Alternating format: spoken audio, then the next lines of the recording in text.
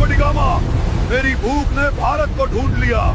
Europe का उबला बासी मांस खाकर परेशान हो चुका था और फिर मैंने एक ऐसे देश की तरफ कदम बढ़ाया जहां आने का हर यूरोपियन का सपना था।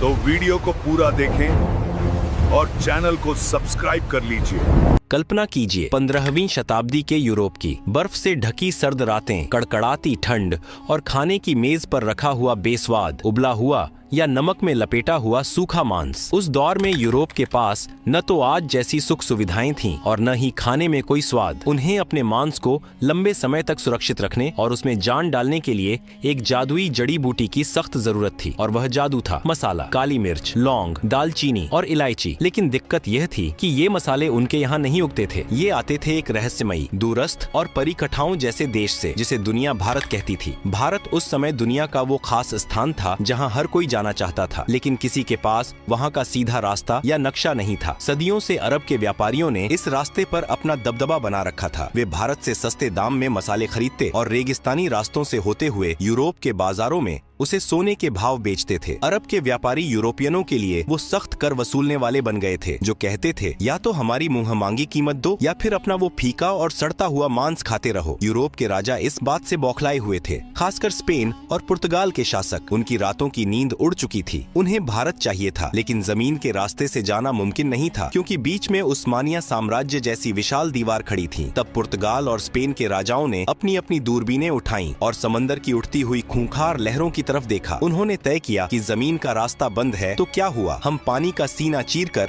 भारत का दरवाजा ढूंढ निकालेंगे। यह कोई साधारण फैसला नहीं था। आज के समय में बिना दिशा सूचक यंत्र के अनजान शहर में जाना मुश्किल होता है। जरा सोचिए, उस दौर में जब लोगों का मानना था कि दुनिया चपट्टी है। नाविकों में खौफ था कि अगर वे समंदर में बहुत दूर गए तो दुनिया के किनारे से नीचे एक अनंत खाई में गिर जाएंगे या उन्हें विशाल समुद्री राक्षस निगल लेंगे। समंदर उस समय एक ऐसा क्रूर हत्यारा था जो बिना चेतावनी दिए इंसान को लील जाता था। इन्हीं डरे हुए लेकिन लालची माहौल में पुर्तगाल से एक आदमी निकला जिसका नाम था बार्थोलोम्यू डियाज। उसने कहा, महाराज, मैं खोजूंगा भारत। वो अपनी नाव लेकर अफ्रीका के तटों के किनारे किनारे नीचे की तरफ गया, लेकिन जैसे ही वो अफ्रीका के सबसे निचले हिस्से पर पहुंचा, समंदर ने अपना असली खौफनाक रूप दिखा दिया। लहरें पहाड़ों जितनी ऊंची उठ रही थीं, हवाएं जहाज के चीथड़े उड़ाने पर आमादा थीं। डियाज की हालत खराब हो गई। उसने हाथ जोड़ लिए और कहा, भाई, मुझे नहीं चाहिए भारत, मेरी जान ज्यादा कीमती है। उसने उस जगह का नाम रखा तूफानों का अंतरीप और अपनी नाव उल्टी घुमाकर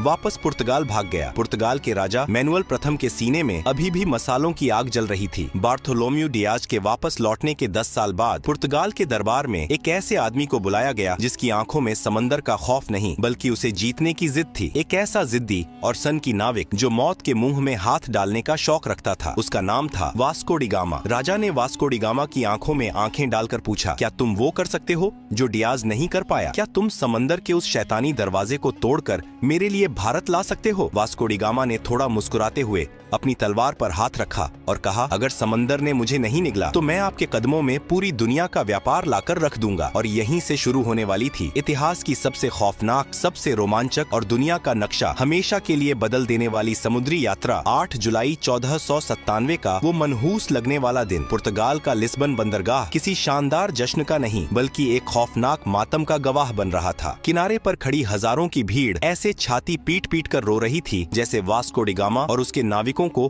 किसी समुद्री यात्रा पर नहीं बल्कि सीधे यमराज के पास एक तरफा टिकट देकर भेजा जा रहा हो। जैसे ही लिस्बन का तट आंखों से ओझल हुआ और जहाज खुले अटलांटिक महासागर में पहुंचे, समंदर ने अपना असली खूंखार रूप दिखाना शुरू कर दिया। न कोई दिशा सूचक यंत्र, न कोई मौसम विभाग की चेतावनी और न ही कोई दिशा बताने वाला यंत्र जो पूरी तरह सटीक हो। सिर्फ आसमान के तारे और भगवान के भरोसे ये मुसाफिर एक ऐसी दुनिया की तरफ बढ़ रहे थे जिसका नक्शा आज तक किसी इंसान ने नहीं बनाया था। कुछ हफ्तों तक तो सब ठीक रहा, हवाएं मेहरबान रहीं, लेकिन फिर अटलांटिक महासागर का मिजाज खराब हो गया। लहरें इतनी ऊंची उठने लगीं जैसे 10 मंजिला पानी की इमारत टूटकर सीधे जहाजों पर गिर रही हो। आसमान में बिजलियां ऐसे कड़क रही थीं मानो ऊपर कोई महायुद्ध चल रहा हो। तूफानी हवाओं ने जहाजों के पालों को फाड़कर चीथड़े कर दिया। लकड़ी के जहाज ऐसे चरमरा रहे थे जैसे कोई अदृश्य दैत्य उनकी हड्डियां चबा रहा हो। निचले हिस्से में नाविकों की हालत देखकर तरस आता था। दिन रात के हिचकोलों से उल्टियां करते करते उनकी आंतें बाहर आ रही थीं। हर कोई माथा पकड़कर रो रहा था। भाई किस पागल के चक्कर में पड़ गए, शांति से पुर्तगाल में बैठकर सूखी रोटी खा लेते। ये भारत के मसालों के चक्कर में अब समंदर की मछलियों का चारा बनेंगे। तूफान तो जैसे तैसे पार हो गया, लेकिन फिर एक और खामोश, अदृश्य और खूंखार दुश्मन ने उन पर हमला कर दिया। शरीर घलाने वाली बीमारी, महीनों से ताजा खाना, फल और जीवन देने वाले तत्व न मिलने के कारण नाविकों के मसूड़ों से खून बहने लगा। उनके दांत सड़कर टूट टूट कर हाथों में आने लगे। शरीर पर बड़े बड़े छाले पड़ गए और भयानक बदबू उठने लगी। जहाज का निचला हिस्सा एक तैरते हुए अस्पताल और मुर्दा घर में तब्दील हो गया था। रोज किसी न किसी नाविक की लाश को एक भारी पत्थर बांधकर समंदर में फेंका जा रहा था। बचे हुए नाविकों का सब्र अब पूरी तरह जवाब दे चुका था। उन्होंने वास्को डी गामा के सामने बगावत कर दी। वो घुटनों के बल गिरकर गिड़गिड़ाने लगे, कप्तान हमें माफ करो, वापस चलो। हमें नहीं चाहिए कोई भारत, हमें नहीं चाहिए कोई सोने की चिड़िया या मसाले, हमें बस जिंदा अपने घर जाना है। लेकिन वास्को डी गामा कोई आम इंसान थोड़ी था। वो एक नंबर का जिद्दी, कठोर और सनकी आदमी था। उसने अपनी तलवार निकाली और एक ऐसा काम किया जिसे देखकर नाविकों की हालत खराब हो गई होगी। उसने दिशा बताने वाले सारे उपकरण समंदर में फेंक दिए और चीख कर बोला, सुन लो कान खोलकर, अब हमारे पास लौटने का कोई रास्ता नहीं बचा है। या तो हम भारत पहुंचेंगे या फिर ये समंदर ही हमारी सामूहिक कब्र बनेगा। अगर किसी ने वापस जाने की बात की तो समंदर बाद में मारेगा, मैं उसे पहले अपने हाथों से काट डालूंगा। उस आदमी के इस पागलपन और खौफनाक जुनून के आगे शायद मौत को भी पसीना आ गया होगा। और तभी वो सबसे खौफनाक घड़ी आ गई। वे अफ्रीका के उस सबसे निचले सिरे पर पहुंच गए थे जहां 10 साल पहले बार्थोलोम्यू डियाज ने अपनी हार मान ली थी। वो जगह थी तूफानों का अंतरीप। आसमान दिन में ही स्याह काला हो गया। ऐसा लग रहा था मानो समंदर और आसमान ने मिलकर इन जहाजों को पीसने की कसम खा ली हो। लहरें इतनी विशाल थीं कि जहाज उनके सामने पानी के बुलबुले लग रहे थे। एक लहर जहाज को आसमान की तरफ उछालती तो दूसरी उसे पाताल में धकेल देती। साओ राफेल जहाज का ढांचा बुरी तरह टूट गया था। हर नाविक ने अपनी आंखें बंद कर लीं और अपने अंतिम समय की प्रार्थना करने लगा। लेकिन वास्को डी गामा जहाज के पहिए को लोहे की तरह मजबूती से पकड़े सीना ताने तूफान की आंखों में आंखें डालकर खड़ा था। प्रकृति अपने पूरे रौद्र रूप में थी। वो उन्हें निगलना चाहती थी, लेकिन एक इंसान की शुद्ध जिद और पागलपन के आगे वो भी हारने लगी। कई दिनों की इस रोंगटे खड़े करने वाली मौत की लड़ाई के बाद अचानक एक सुबह चमत्कार हुआ। तूफान थम गया, हवाएं सर्द से गर्म होने लगीं, लहरें शांत हो गईं और पानी का रंग बदल गया। वास्को डी गामा और उसके बचे खुचे थके हारे नाविकों ने अपनी आंखें खोली। उन्होंने वो कर दिखाया था जो दुनिया के इतिहास में आज तक किसी ने नहीं किया था। उन्होंने उस मौत के दरवाजे को तोड़ दिया था और अब वे एक बिल्कुल नए महासागर, हिंद महासागर में प्रवेश कर चुके थे। उस दिन के बाद से उस खूंखार तूफानों के अंतरीप का नाम बदलकर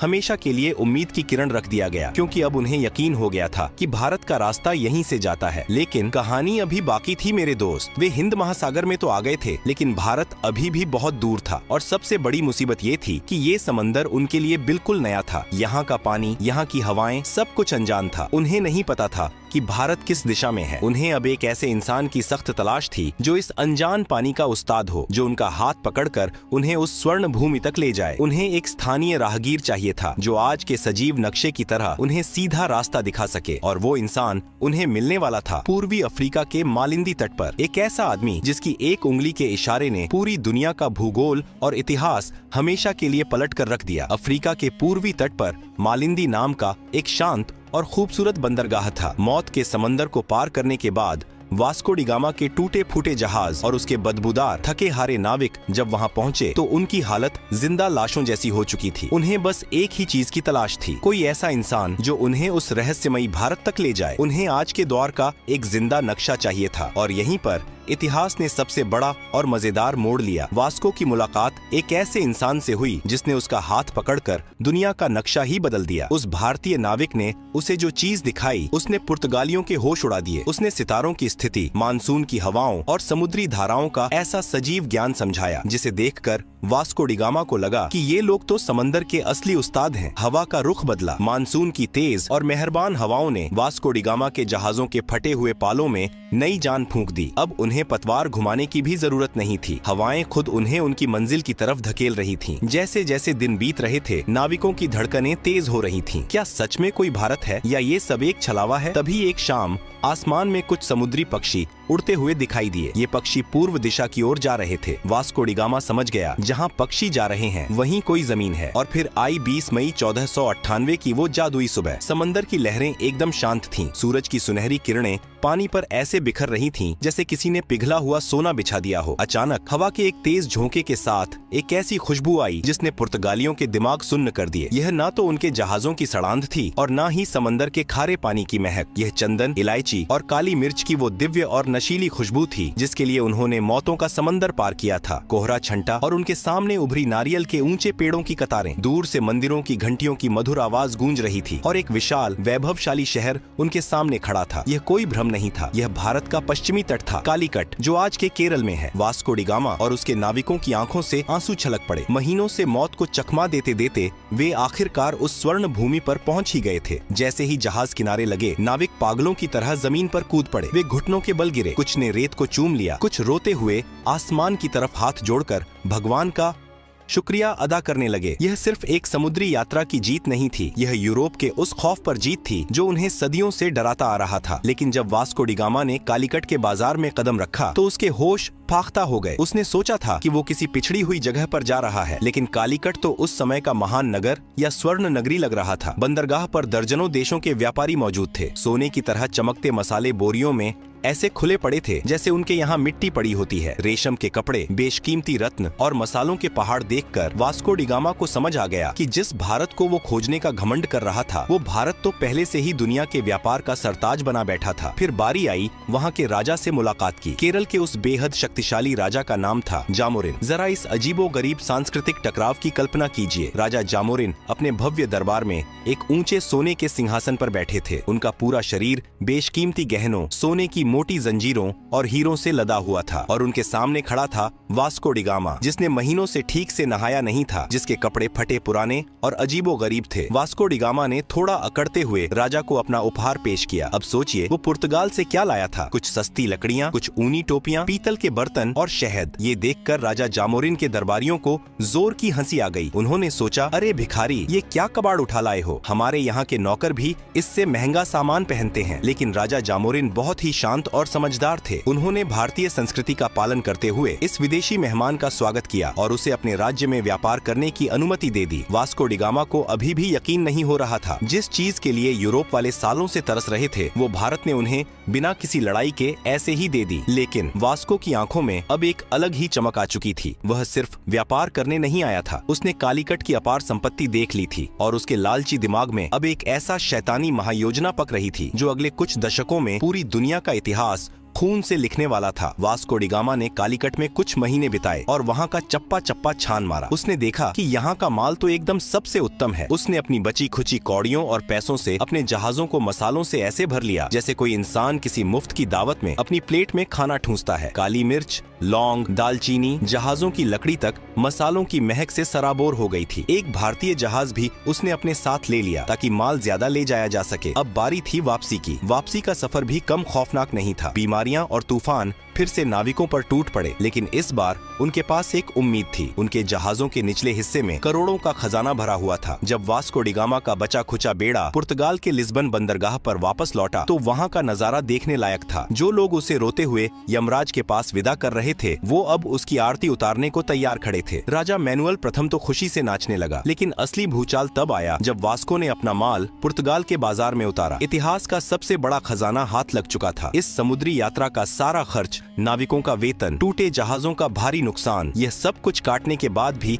उस एक खेप से वास्को डी गामा को पूरे 64 गुना का शुद्ध मुनाफा हुआ। जरा सोचिए, आज के जमाने में लोग व्यापार में थोड़े से मुनाफे के लिए पागल हो जाते हैं और इस आदमी ने एक ही बार में इतना बम्पर मुनाफा मार दिया था। अब तो पुर्तगाल के मजे आ गए, लेकिन ये खबर छुपने वाली थोड़ी थी। पूरे यूरोप में हल्ला मच गया। अरे भारत मिल गया रे, मसालों का कुबेर का खजाना मिल गया। स्पेन, फ्रांस, हॉलैंड और ब्रिटेन, सबके राजाओं की रातों की नींद उड़ गई। पूरे यूरोप में आग लग गई कि ये कंगाल पुर्तगाल वाला रातों रात इतना अमीर कैसे हो गया। जब वो जा सकता है तो हम क्यों नहीं। देखते ही देखते यूरोप के हर देश ने अपने अपने जहाज समंदर में उतार दिए। समंदर में जैसे भीड़ लग गई। सब एक ही रट लगाए हुए थे, चलो भारत, चलो भारत। लेकिन यहीं से इस कहानी का सबसे स्याह सबसे खौफनाक और दर्दनाक अध्याय शुरू होता है। वास्को डी गामा ने जिस समुद्री दरवाजे को खोला था वह असल में आफत का पिटारा था। यह सिर्फ व्यापार का एक नया रास्ता नहीं था, यह यूरोप के खूनी लालच, क्रूरता और साम्राज्यवाद का एक सीधा निमंत्रण था। जिन पुर्तगालियों का राजा जामोरिन ने भारतीय परंपरा के अनुसार अतिथि मानकर स्वागत किया था, उन्होंने व्यापारिक चौकियों को किलों में बदलना शुरू कर दिया। उन्होंने तोपें तान दी और समंदर पर दादागिरी शुरू कर दी। उनके पीछे पीछे डच आए, फिर फ्रांसीसी अपनी नौसेना लेकर आ धमके और अंत में आया इतिहास का सबसे शातिर, सबसे खतरनाक सफेद पोश भेड़िया, अंग्रेजों की व्यापारिक कंपनी। इन यूरोपीय ताकतों को अब सिर्फ मसाले नहीं चाहिए थे, उनकी नजर अब पूरी सोने की चिड़िया पर थी। उन्होंने भारत की रियासतों को आपस में लड़ाना शुरू कर दिया। भारत का वो शांत और वैभवशाली तट जो कभी सिर्फ रेशम, मसालों और संस्कृति के आदान प्रदान का वैश्विक केंद्र था, अब बारूद की गंध, तोपों की गूंज और कूटनीति के गंदे खेल से दहलने लगा। जिस देश ने अपनी महान उदारता के चलते एक फटेहाल, थके हारे विदेशी नाविक को पनाह दी थी, उसी देश को इन व्यापारियों ने अपनी गुलामी की बेड़ियों में जकड़ लिया। व्यापार के नाम पर लूट का ऐसा नंगा नाच शुरू हुआ जिसने दुनिया के सबसे अमीर देश की कमर तोड़ दी। सदियों तक भारत के माथे पर उपनिवेशवाद का कलंक थोप दिया गया। भारत का सारा सोना, सारा वैभव जहाजों में भर भर कर यूरोप की तिजोरियों में जाने लगा और वहाँ की सड़कें भारतीय खून पसीने से चमकने लगी। लेकिन क्या भारत सिर्फ एक जमीन का टुकड़ा था जिसे कोई भी नाविक आकर खोज ले और कोई भी राजा आकर जीत ले? नहीं, भारत एक विचार है, एक अजेय और अमर आत्मा है। सदियों की गुलामी, अकल्पनीय शोषण और घोर अंधकार के बावजूद इस आत्मा की आग को कुचला नहीं जा सका। वास्को डी गामा ने भले ही 1498 में भारत की जमीन तक पहुंचने का रास्ता खोजा था, लेकिन दुनिया ने असली भारत को तब जाना जब 15 अगस्त 1947 को इस देश ने अपनी छाती पर रखी गुलामी की बेड़ियों को एक झटके में तोड़कर फेंक दिया। जब लाल किले की प्राचीर से आसमान में तिरंगा शान से लहराया तो दुनिया को यह परम सत्य समझ में आ गया कि भारत को कोई खोज नहीं सकता। यह वो सनातन सत्य है जो हमेशा से था, है और अनंत काल तक रहेगा। और इस तरह मसालों की एक हल्की सी खुशबू से शुरू हुई एक खौफनाक समुद्री यात्रा ने दुनिया को उसका सबसे बड़ा सबक सिखा दिया कि आप सोने की चिड़िया को कुछ वक्त के लिए पिंजरे में तो कैद कर सकते हैं, लेकिन उसकी उड़ान को हमेशा के लिए कोई नहीं रोक सकता।